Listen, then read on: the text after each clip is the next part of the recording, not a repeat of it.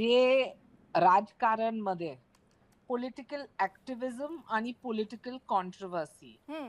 हे एक असा इशू आहे की अंदरुनी एनसीपी म्हणजे आदरणीय अजित पवार असो किंवा सुनील तटकरेजी त्यांची प्रतिक्रिया त्यांची पार्टी नक्कीच देणार.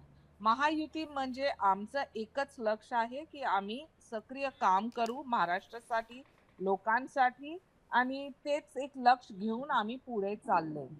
मोठे मोठे संघटनांमध्ये जेव्हा तुम्हाला वाटलं की काय कॉन्ट्रोवर्सी असो किंवा असॉल्ट असो किंवा एक आरोप असो, ते आरोपला सिद्ध केलं आणि ते निर्णय त्यांचं पक्षनी घेतलं, तेच मला सांगायचं आहे.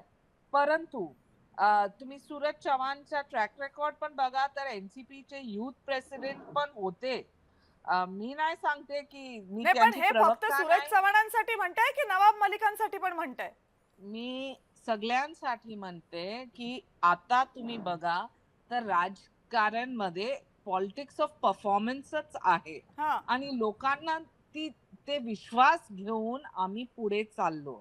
तर महायुतीने जे काम केलं पूर्ण प्रदेशमध्ये त्याप्रमाणे आम्हाला इतकी वोट्स भेटला आणि आम्ही जिंकून आले. नाही, नाही. आता प्रश्न असा संघटनमध्ये आहे, की मग नवाब मलिकांच्या संघटनमध्ये सोबत मला असणाऱ्या मुंबई संपूर्ण महानगरपालिकेमध्ये तुमचा पाठिंबा असणार आहे की नाही? चालणार आहेत की नाही नवाब मलिक तुम्हाला सोबत, की नाही चालणार?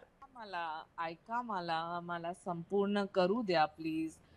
संघटनमध्ये वेगवेगळा पद असतो आणि मोठे जेव्हा पक्ष झाले तर नक्कीच थोडा तुम्हाला वाटलं की ह्यांचं बदल गलत आहे, त्यांना रेसिग्नेशन द्यायचं, त्यांना ते युथ पोस्टला कशाला आम्ही काढून त्यांना जनरल सेक्रेटरी केलं.